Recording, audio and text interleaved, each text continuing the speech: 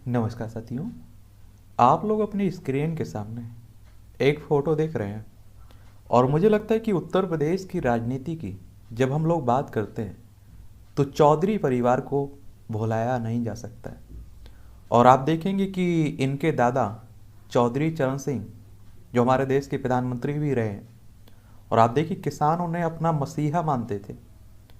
फिर आप देखिए इनके चौधरी अजीत सिंह, जैन चौधरी की बात करें हम लोग, उनके पिता अजीत सिंह, उन्हें भी किसानों का नेता माना जाता था। और आज के समय में आप देखिए चौधरी जयंत सिंह को भी किसानों का नेता और एक उभरता हुआ युवा चेहरा उत्तर प्रदेश में देखा जाता है। तो आज हम लोग इनके बारे में एक सामान्य चर्चा करेंगे। इनका पारिवारिक बैकग्राउंड किस तरह से है, इनका शिक्षा किस तरह से रही है और इनकी राजनीतिक सफर यात्रा किस तरह से रही है। ठीक है, आप लोग कुछ पिक्चर और देख लीजिए। आप लोग देखिए, ये हैं जयंत चौधरी, और कई लोग इन्हें छोटे चौधरी के नाम से भी बुलाने लगे हैं। और आप देखेंगे इनके दादा चरण सिंह, चौधरी चरण सिंह, और आप देखिए इनका ये परिवार है, इनके पिताजी अजीत चौधरी, जयंत चौधरी, इनकी दोनों बेटियां और इनकी पत्नी। और ये भी आपको स्क्रीन पर दिखाई दे रहा होगा इनका परिवार। और देखिए 2022 में जो आपकी विधानसभा चुनाव हुए थे उत्तर प्रदेश में, इनका गठबंधन किसके साथ था? अखिलेश यादव के साथ। और इनने अपना जो गठबंधन का कर्तव्य होता है उसे बहुत बेहतर तरीके से निभाया भी।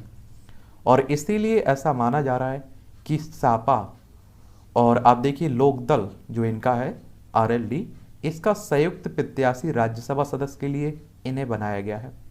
और आप देखिए कि सापा के पास 3 सदस्य भेजने की क्षमता है राज्यसभा में। तो आप देखेंगे आराम से ऐसा भी माना जा रहा है कि जयंत चौधरी राज्यसभा सदस्य बन जाएंगे। क्या हो जाएंगे? बन जाएंगे। और राज्यसभा सदस्य बनने के लिए आपको मालूम होना चाहिए कि आपकी उम्र कम से कम 30 साल होनी चाहिए। और इनका चुनाव विधायकों के द्वारा होता है। एमएलए जो होते हैं ना आपके, यही करते हैं। अब आप कहेंगे कि विधायकों का चुनाव कैसे होता है? तो विधायकों को चुनाव आप देखते हैं डायरेक्ट जनता कहती है। जो मतदाता सूची में जिनका नाम जुड़ जाता है, जो 18 साल के हो चुके होते हैं, वो विधायकों का चुनाव करते हैं। आपके राज्य में भी विधायक का चुनाव होता रहता होगा विधानसभा का। इनका संबंध उत्तर प्रदेश से है। एक बार उत्तर प्रदेश के बारे में जान लीजिए। और राजनीति की दृष्टि से काफी महत्वपूर्ण है उत्तर प्रदेश। यहाँ अगर आप लोग विधानसभा में 403 सीटें हैं, विधान परिषद में 100 सीटें हैं, राज्यसभा में 31 सीटें हैं, लोकसभा में आपकी 80 सीटें हैं। और अधिकतर प्रधानमंत्री अगर आप लोग देखें तो उत्तर प्रदेश से ही निकल के आए हुए हैं। पहले प्रधानमंत्री को देख लीजिए आप लोग, पंडित जवाहरलाल नेहरू। अभी वर्तमान प्रधानमंत्री मोदी साहब को देख लीजिए। ये आप सभी जानते हैं कि ये आपकी बनारस संसदीय क्षेत्र है इनका, तो ये भी याद रखिएगा। और ये आपके जयंत चौधरी साहब हैं, इनका नाम जयंत चौधरी है। इनका जन्म 27 दिसंबर 1978 को होता है। डेलस टेक्सास यूएसए में इनका जन्म हुआ था, क्योंकि इनके पिताजी वहीं रहा करते थे। और इनकी माता का नाम एक तरह से माफ करिए, इनका मूल निवास स्थान उत्तर प्रदेश है। क्या है? मूल निवास स्थान उत्तर प्रदेश है।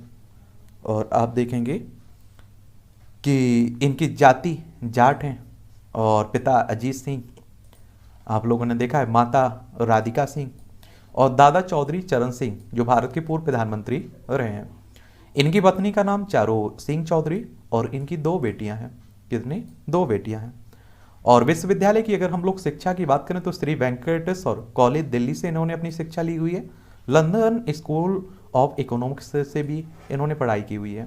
इनकी शैक्षणिक योग्यता की बात करें तो श्री वेंकटेश्वर विश्वविद्यालय दिल्ली से स्नातक किया हुआ है। London school of economics and political science UK में एमएससी की हुई है, लेखा और वित्त।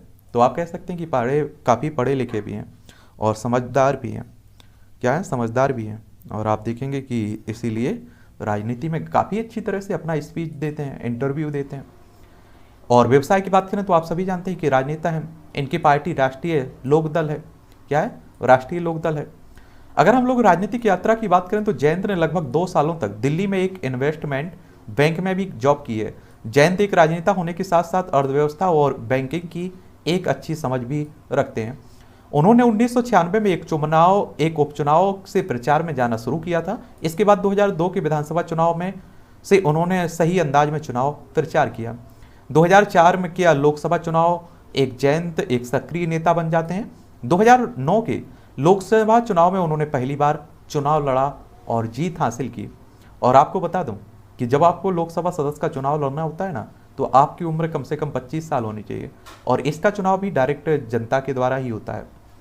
31 अगस्त 2009 को उन्हें कृषि संबंधी समिति का सदस्य बनाया गया। 7 अक्टूबर 2009 को जयंत चौधरी को आचार समिति का सदस्य नियुक्त किया गया। फिर आप देखें कि 2014 में लोकसभा चुनाव हुए और इन्होंने उत्तर प्रदेश की मथुरा निर्वाचन क्षेत्र से भारतीय जनता पार्टी की उम्मीदवार हेमा मालिनी से आम विधानसभा चुनाव में, माफ करिए, ये लोकसभा चुनाव में इन्हें हार का सामना करना पड़ा। यानी कि कहने का मतलब ये है कि 2014 में जब आपके लोकसभा चुनाव हुए और आपने देखा है भारतीय जनता पार्टी और मोदी की लहर चल रही थी, उस समय इन्होंने मथुरा निर्वाचन क्षेत्र से चुनाव लड़ा और जो भारतीय जनता पार्टी की उम्मीदवार थी हेमा मालिनी, उनसे इन्हें हार का सामना करना पड़ा। 2019 के लोकसभा चुनाव में जयंत चौधरी बागपत से खड़े हुए, चुनाव लड़ा, लेकिन भाजपा के डॉक्टर सत्यपाल सिंह ने उन्हें हरा दिया, तो इस बार भी उन्हें हार का सामना करना पड़ा। जैसा कि आप सभी जानते हैं कि 2021 में चौधरी अजीत सिंह का कोविड की चपेट में आकर स्वर्गवास हो गया और जिसके बाद जयंत को 2021 में आरएलडी की कमान सौंपी गई, उन्हें राष्ट्रीय अध्यक्ष बनाया गया। 2022 में राष्ट्रीय लोकदल आरएलडी के राष्ट्रीय अध्यक्ष जयंत चौधरी राज्यसभा जाएंगे। जयंत चौधरी और समाजवादी पार्टी भी गठबंधन के संयुक्त प्रत्याशी होंगे और ये भी तय मानिए कि ये चुनाव जीत जाएंगे तो ये राज्यसभा सदस्य बन जाएंगे। तो अभी तक इनकी जो भी राजनीतिक यात्रा है यहाँ तक हम लोग देख चुके हैं। आगे देखिए क्या होता है, कौन से पद मिलते हैं, ये आने वाला भविष्य बताता है, तो उसकी भविष्यवाणी तो हम लोग कर नहीं सकते हैं। तो वैसे भी आजकल आप लोग इंटरनेट के माध्यम से और आप देखते हैं विभिन्न सोशल साइट्स पर भी आप लोग हैं, तो वहाँ से आप लोग इस तरह के सभी लोगों के बारे में जानकारी प्राप्त करते रहते हैं। और वैसे आप लोग एक न्यूज़पेपर पढ़ते रहा करिएगा, देश विदेश सबकी चर्चा, घटनाएं जो भी घट रही हैं उनके बारे में एक सामान्य समझ रखनी चाहिए आप लोगों को। चलिए, जयंत चौधरी के बारे में बात कर चुके हैं हम लोग, और किसी के बारे में बात करनी हो तो आप लोग नीचे लिखिएगा और बताइएगा, उस पर भी हम लोग बात कर लेंगे, ठीक है।